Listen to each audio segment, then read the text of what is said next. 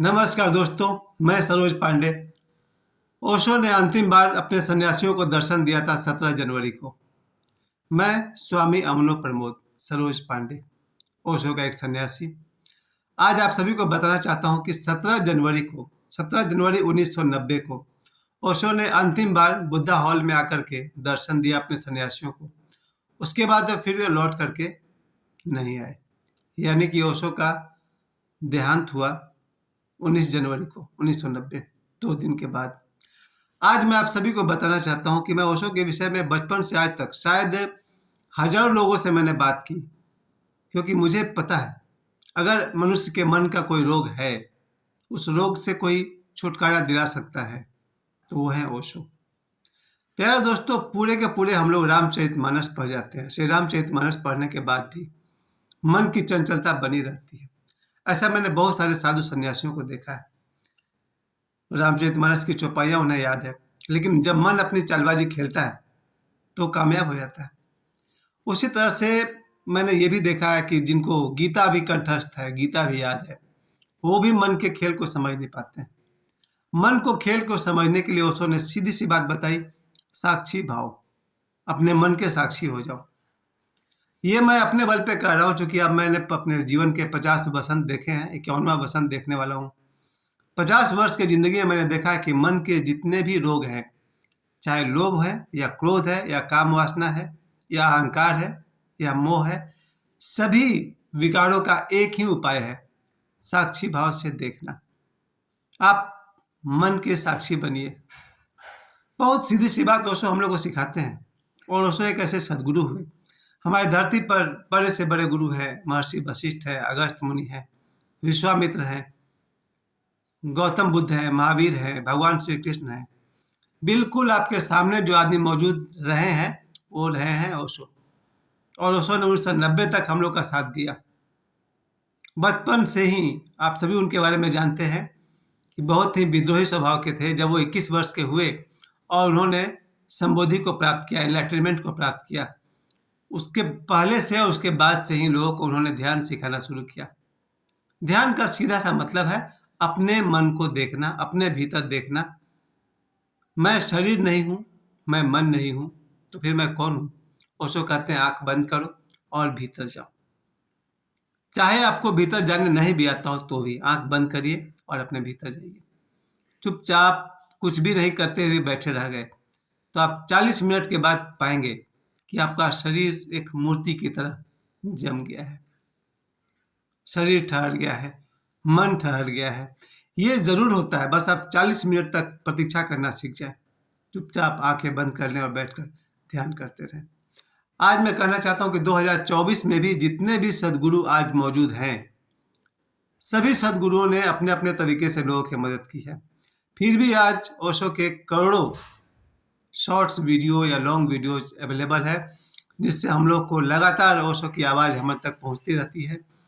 और ओशो ने जो हेल्प मुझे आज तक, आज सुबह कहिए, आज दोपहर कहिए, शाम कहिए, फेसबुक के माध्यम से मैं देखते रहता हूँ कि ओशो के मैसेज जब मिलता है, कुछ एक लगता है कोई जैसे जगा गया। यही तो काम था ओशो का।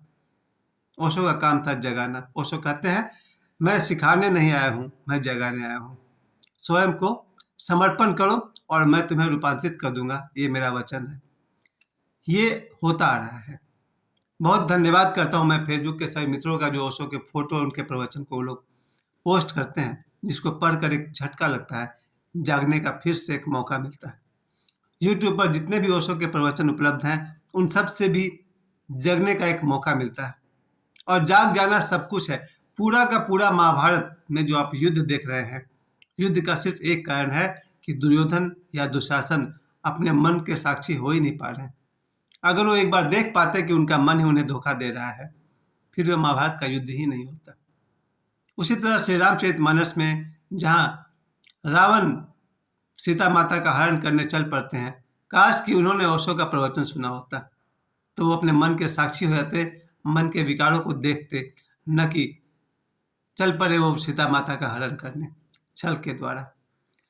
यानी इतिहास में आज तक जितने भी बुरे कर्म हुए हैं, साक्षी भाव के अभाव के कारण हुए।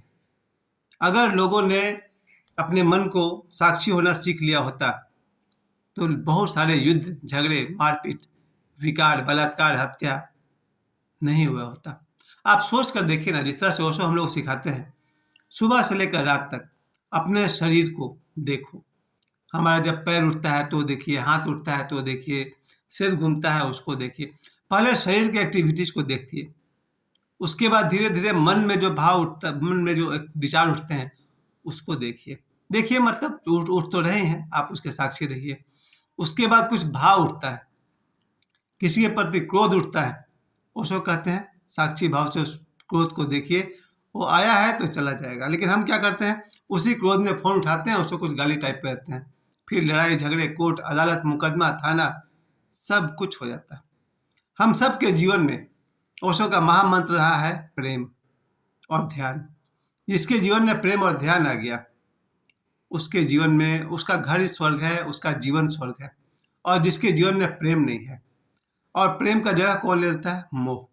कई बार हम लोग मोह को प्रेम समझ लेते हैं, कई बार हम लोग आसक्ति को प्रेम समझ लेते हैं, और भी बहुत सारे चीज हैं जिसको हम प्रेम समझ लेते हैं। लेकिन खैर जो भी है, प्रेम दुनिया की सबसे बड़ी घटना है। चाहे प्रेम अपनी माता जी से हो, अपने पिता से हो, अपने गुरु से हो, अपने मित्र से हो, अपने प्रेमिका से हो, अपनी पत्नी से हो, और अपने सदगुरु से तो होना ही होना है। मेरा पूरा जीवन को कोई अगर रूपांतरित करते हैं तो ओशो।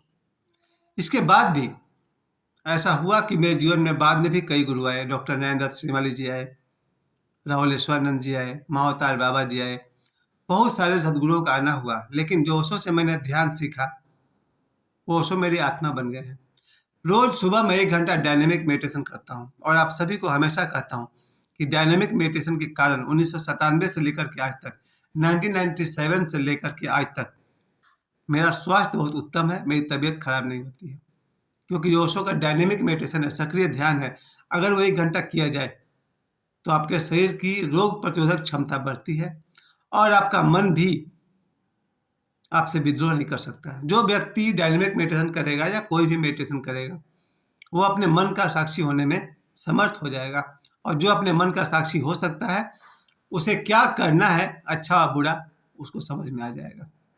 आज 17 जनवरी 1990 को जब ओशो ने अंतिम बार हम लोग को दर्शन दिए, ओशो ने अपने जीवन काल में जितने भी प्रवचन किए, लगभग 90% प्रवचन उनके रिकॉर्डेड हैं, और वो रिकॉर्डिंग अवेलेबल है। पहले तो ऑडियो कैसेट हुआ करता था, बाद में अब तो सब जगह अवेलेबल है, इंटरनेट पर अवेलेबल है। आज भी मुझे क्या, आप सीधे ओशो को ही सुनिए, चाहे आप फेसबुक के थ्रू सुनिए या यूट्यूब के थ्रू सुनिए। अगर कोई सदगुरु हैं जो आपको राह दिखाने के लिए हमेशा तैयार है, तो ओशो है। इसके अलावा मैं कम समय में 3 बातें और कहना चाहूँगा। आज सुबह मैंने अखबार पढ़ा है, जिसमें ये लिखा हुआ था कि बाबा बागेश्वर का पलामू वाला जो प्रवचन था, कार्यक्रम था, वो कैंसिल हो गया, रद्द हो गया। कारण क्या बताया गया कि पलामू में वहाँ के जो डीसी हैं, उन्होंने ये कहा है कि 2 लाख के आसपास भीड़ हो सकती है, जिसको कि प्रशासन नहीं संभाल सकता है, इसलिए उनके कार्यक्रम को रद्द किया जाता है।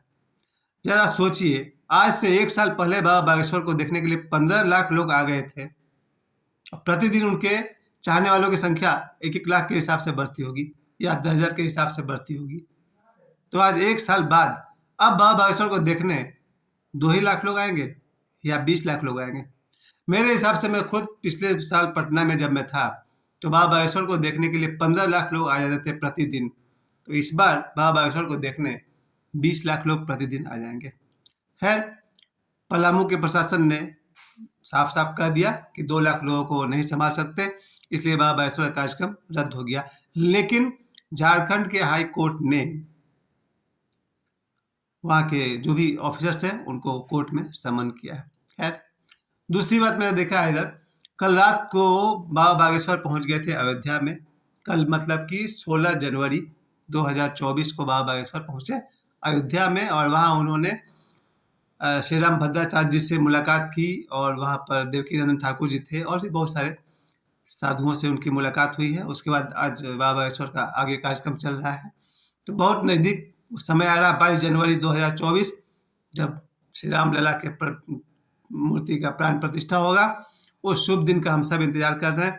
और आज एक बार फिर से मैं आप सभी को कह दूं, 17 जनवरी 1990 को ओशो ने अंतिम बार दर्शन दिया था सन्यासियों को, उसके बाद उनकी तबीयत इतनी बिगड़ गई कि वो अपने बिस्तर पर ही रहे। 18 तारीख को उन्होंने मैसेज भिजवाया था कि मैं हॉल में नहीं आ पाऊँगा, सभी लोग अपने बुद्धा हॉल में ध्यान करें, मेरे साथ ध्यान करें। ओशो अपने कमरे में थे। 19 तारीख के शाम 5 बजे के आसपास ओशो ने अपना शरीर छोड़ दिया। लेकिन एक बात बिल्कुल सत्य है, ओशो ने कई बार वचन दिया है कि मैं अपने मृत्यु के बाद भी उपलब्ध रहूँगा। इस बात को मैं भी कहता हूँ। आज भी अपने सन्यासियों के लिए ओशो उतना ही उपलब्ध है जितना वो शरीर के समय थे। ओशो शरीर छोड़ने के बाद भी हम सभी के लिए अवेलेबल है। मुझे समय देने के लिए आप सभी को बहुत बहुत धन्यवाद। प्रणाम।